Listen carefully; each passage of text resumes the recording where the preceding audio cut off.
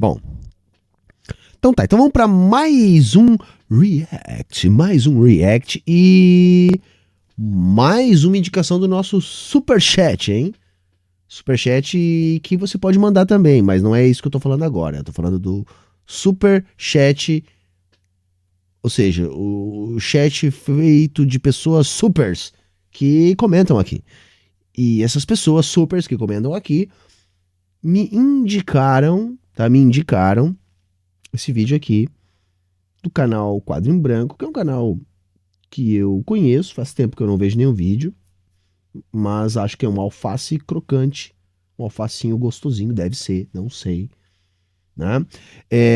O título do vídeo é A Direita Tentou Acabar com os Mangás.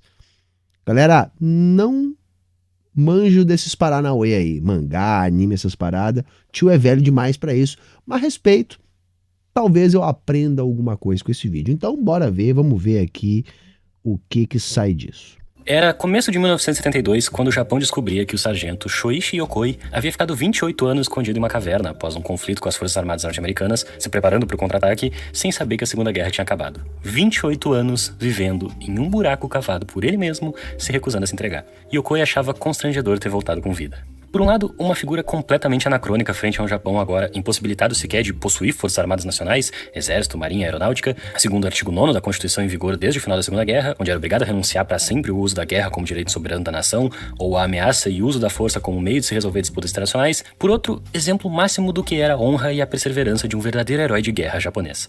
O engraçado ou não foi que os mesmos Estados Unidos, que impuseram a ordem ao antigo inimigo lá atrás, eram quem agora se uniam à direita do país na tentativa de revogar o artigo de renúncia à guerra, percebendo o Japão como um ponto militar importante para os conflitos na Ásia. Ao mesmo tempo, o afrouxamento do imperialismo no pós-guerra, ainda que o país mantivesse o imperador, possibilitou que movimentos sindicalistas e estudantis explodissem no Japão. Na década de 70, muitos já tinham se protestado contra o Tratado de Segurança Mútua entre os Estados Unidos e o Japão, que legitimaria os Estados Unidos a interferir na segurança doméstica do país, contra os absurdos da Guerra do Vietnã e as bases que os ocidentais ainda mantinham em terras japonesas. Nos quadrinhos, no final dos anos 50, era cunhado o termo Gekiga, um dos primeiros, se não o primeiro movimento na história dos quadrinhos a ser pensado exclusivamente para falar com leitores adultos. Seus temas mais naturalistas, com um olhar voltado para questões sociais, com uma intenção ativa de impactar a realidade do leitor, ficaram cada vez mais populares, e os estudantes liam mangá. A Ashita no Joe, do final dos anos 60, era símbolo do grupo de guerrilha urbana Célula do Exército Vermelho no Japão. Vários mangakas importantes colaboraram com o movimento sindical japonês. No Brasil, recentemente, a gente teve publicados aqui mangás que fazem parte dessa tradição dos Gekigas, desde O Preço da Desonra, escrito originalmente em 71, sobre um samurai tomador de promissórias, tipo dívidas que outros guerreiros deixavam quando ofereciam valores exorbitantes para não ter sua cabeça arrancada em batalha.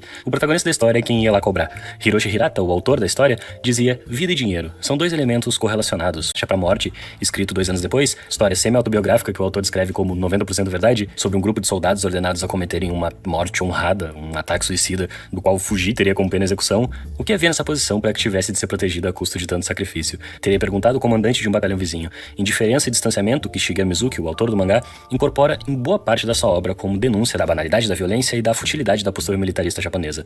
Mas não só em mangás voltados para o público adulto essas transformações vinham acontecendo. Entre esses dois que eu falei, em 72, mesmo ano em que Yokoi viria a ser descoberto em sua caverna, Devilman começa presentes na sociedade japonesa em função do Japão ter se transformado num protetorado militar estadunidense, né? Mas vamos lá, vamos ver onde é que isso vai chegar.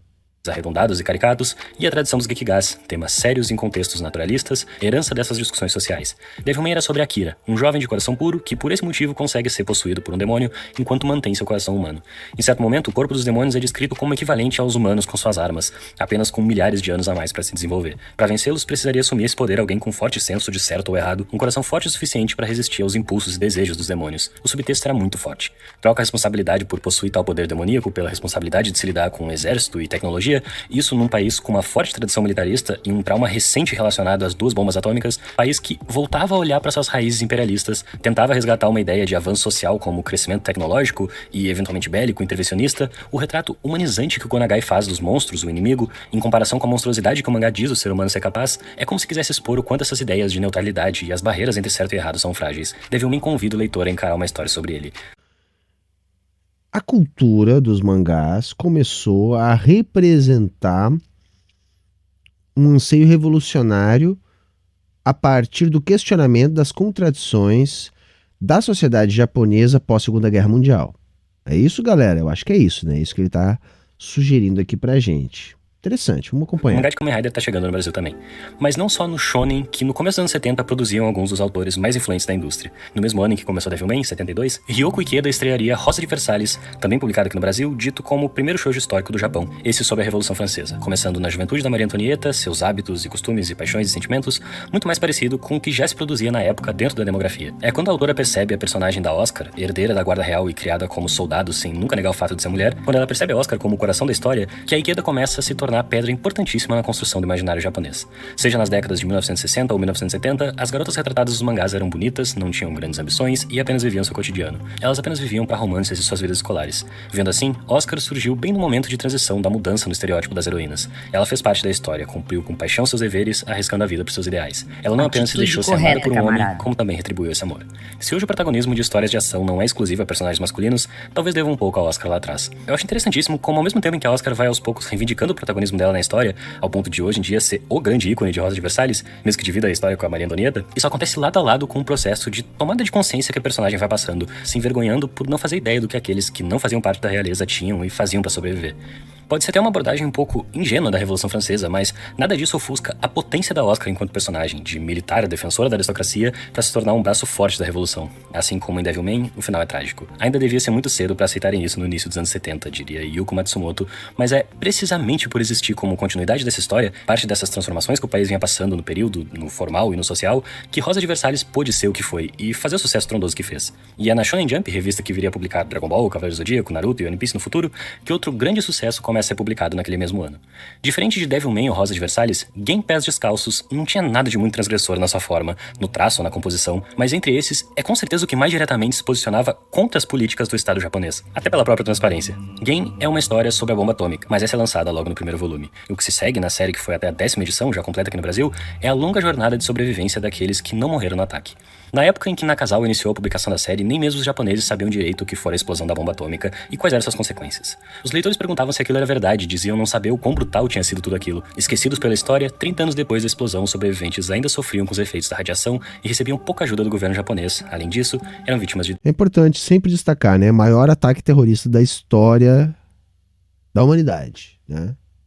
2 bombas atômicas jogadas sobre um país rendido, né? Para mandar um recado para um terceiro país. É algo que só os Estados Unidos conseguiu proporcionar para a gente, né? discriminação. Quem aponta o dedo sem hesitar para muitas das questões do Japão pós-guerra. Condena os americanos pelo lançamento da bomba, sem dúvidas, e pelo abuso de poder que continuaram exercendo no país depois disso, mas encara principalmente a postura do próprio país durante o período. Como a população já vivia em extrema pobreza, com muito do que seria seu sustento voltado a financiar a guerra, dizendo com todas as letras que os ricos e poderosos nunca pagaram pelo que foram responsáveis. Pior do que isso, marginalizaram os sobreviventes. Foram condescendentes com os testes que os Estados Unidos faziam nos corpos de quem era vítima da radiação, mesmo aqueles de Hiroshima que conseguiram se reerguer de alguma forma e tiveram suas casas destruídas sob pretexto de construir uma cidade da paz, expulsando as famílias de seus lares. Vários personagens que o Gen encontra no caminho acabam se revelando, eles também vítimas diretas ou indiretas dos efeitos da bomba. E em todas as oportunidades o mangá incentiva o ato de se manifestar, de se rebelar. Suplica por um olhar vigilante sobre as políticas do país, alertando do perigo da volta daqueles mesmos costumes que levaram o Japão até onde se encontram. O autor, Keiji Nakazawa, foi outro importante nome para os mangás serem reconhecidos, não só no Japão como no resto do mundo, como obras que também podem ser sérias e adultas, mesmo que tivesse começado a ser lançado em uma revista para jovens. Ainda que visse nos jovens do futuro, que esses sim poderiam crescer e ser uma geração que não permitiria que o Japão acabasse em outra guerra. Por isso eram os grandes protagonistas da história. Em uma das cenas mais fortes do mangá pra mim, a mãe do Gen dá à luz a uma criança em meio às chamas da bomba. Olhe bem à sua volta, querida. Essa é uma guerra que matou seu pai, sua irmã e seus irmãos mais velhos. Quando você crescer, não deixe que isso aconteça de novo. Uma mensagem. Oh, potente, hein? Potente mesmo. E, bom, como é que termina a história? Tô curioso, porque o que justifica o título do vídeo, né? A direita tentou acabar com os mangás. Pelo que eu tô vendo, os mangás começaram a explorar essas contradições e aprofundar isso com cada vez mais potência na sociedade japonesa, né? Qual a reação da direita em relação a isso? Para as próximas gerações. E apesar da grande aceitação entre os leitores da faixa etária mais jovem, Gen teve que ser cancelado por diferenças de opinião entre ele e os editores da revista. A repressão sofrida pelos mangás proletários no Japão ainda é recente na nossa memória. Dizia-se que a liberdade de expressão havia voltado após a guerra, até para o mundo das publicações infantis, porém ainda existem vestígios da antiga repressão. Prova disso é um mangá como esse, de tamanho sucesso, ter sido interrompido no meio do caminho. Na época, sequer havia um plano de lançar a série em versão encadernada. Jun Ishiko diz que a censura não veio de forma direta como antigamente, mas através de artimanhas ardilosas. No fim, não conseguiram silenciar a voz de Gen, que ecoou ao redor do país e do resto do mundo, mas não foi por falta de tentativa. O lance é que em algum ponto se tornou difícil definir a linha que separa o Gekiga dos mangás em geral, mas a leitura favorita dos jovens proletários por pouco não teve o mesmo destino das histórias de terror nos Estados Unidos. A partir de 1967, o Partido Liberal Democrata cria um departamento especialmente encarregado de monitorar os mangás. Supostamente seria a influência dos Gekigas que estariam incentivando a rebeldia na juventude. Subversivos, né? Os mangás tornaram-se no Japão literatura subversiva. Interessante isso aí, não sabia disso aí. Interessante. Japonesa. Diziam que os mangás não deveriam ter tanta violência e erotismo, que eles deveriam se manter puros e infantis, sadios, tal qual os mangás de Osamu Tezuka, por exemplo.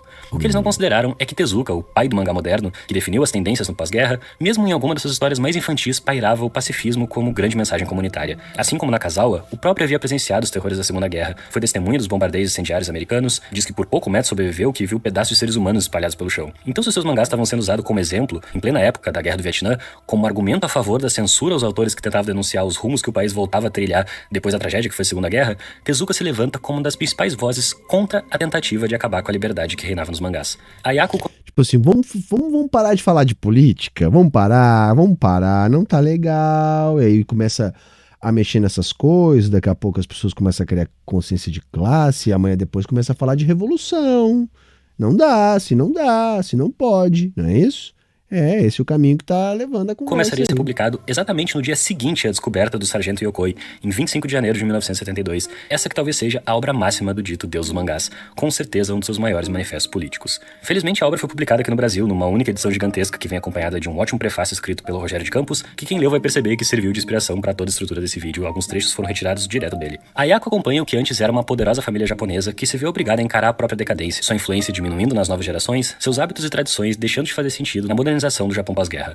Acumulando segredo em cima de segredo, em certo ponto simulam a morte de uma das herdeiras, escondendo ela no porão de uma das casas da família por 2 décadas, obrigada a pagar pelos pecados deles. Nem as crianças, em outros momentos, símbolos de esperança na obra do Tezuka, escapam da decadência moral dessa vez. Até começam mais combativas, questionadoras, mas em certo momento dessa longa história, um dos irmãos mais novos fala: veja só, eu me tornei a lixeira dos Tengi por livre e espontânea vontade, e a lixeira só tem uma função: receber a imundície, não é feita para julgar.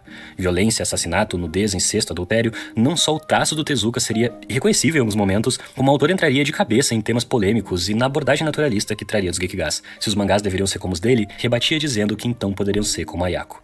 Completamente atento aos movimentos trabalhistas e estudantis, à ostentalização forçada que os Estados Unidos estavam impondo ao país, chega a retratar durante o mangá inclusive a caça aos comunistas dentro do Japão, a onda de demissões escolhidas a dedo daqueles que eram taxados como tal e as greves que se decorreram depois disso. Tezuka decide chamar no mangá o então partido no poder, na época o Partido Liberal Democrata que eu citei antes, de Seiyukai, nome do partido direitista da década de 40, que supostamente teria acabado na guerra, mas eram herdeiros e antigos integrantes desse partido que compunham o Partido Liberal. Tirar essa máscara que eles haviam assumido no pós-guerra era a intenção do Tezuka quando não aceitava usar um nome diferente para se referir a eles, muito alinhado aos protestos civis contra essa generalizada presença no governo japonês de políticos que tinham sido parte do mesmo governo que levaram o país à Segunda Guerra. Muito se fala do Osamu Tezuka como o Walt Disney japonês, e o estilo que ele adotou de fato era muito influenciado pela animação ocidental, mas existem diferenças essenciais. Quando o macartismo invadiu Hollywood, Disney foi correndo se oferecer como dedo duro na caça aos comunistas. Tezuka, quando o movimento de censura aos quadrinhos ficou mais forte, saiu em defesa do Gekiga. Falou publicamente diversas vezes contra a censura e pelo direito dos quadrinhos tratarem de todos os temas. Se hoje a indústria japonesa é tão maior e mais plural do que qualquer coisa que existe aqui no Ocidente, em parte é por causa da resistência que esses autores representavam lá atrás. E assim como foram os ideais nacionalistas e militaristas que fizeram Yokoi ficar 20 anos em uma caverna,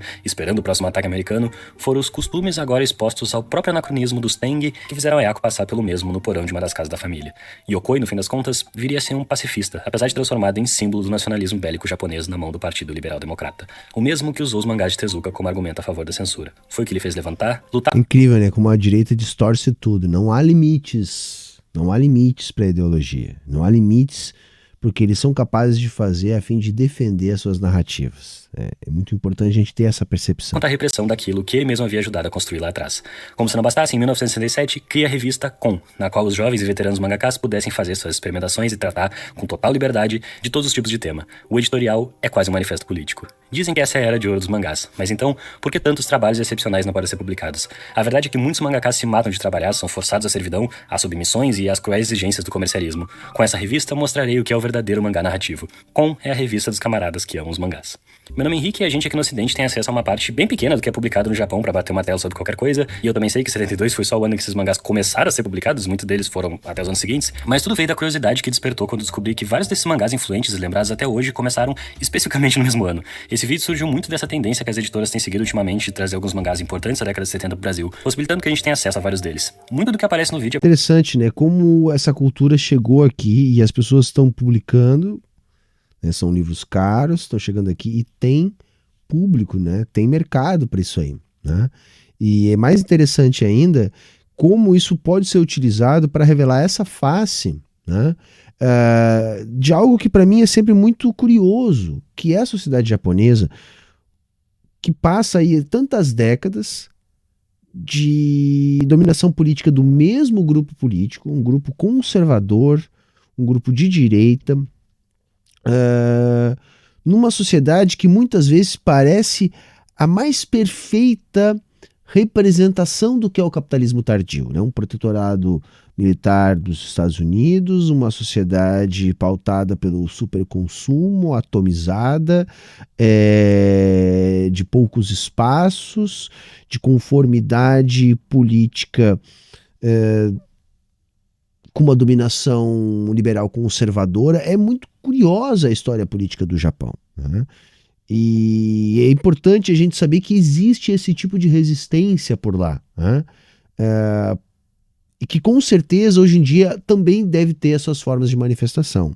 Cabe a gente encontrar essas formas, porque Atitude onde correta, existe camarada. exploração, existe luta dos trabalhadores. E no Japão, com certeza, não é diferente.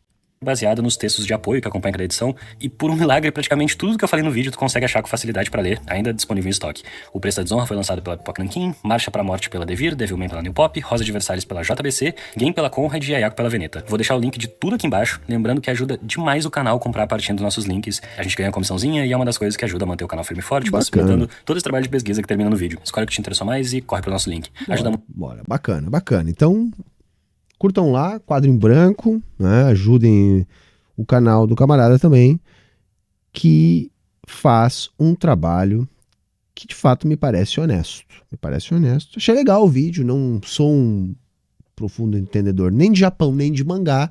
Assisti mais do que qualquer coisa aqui junto com vocês. Espero que vocês tenham gostado.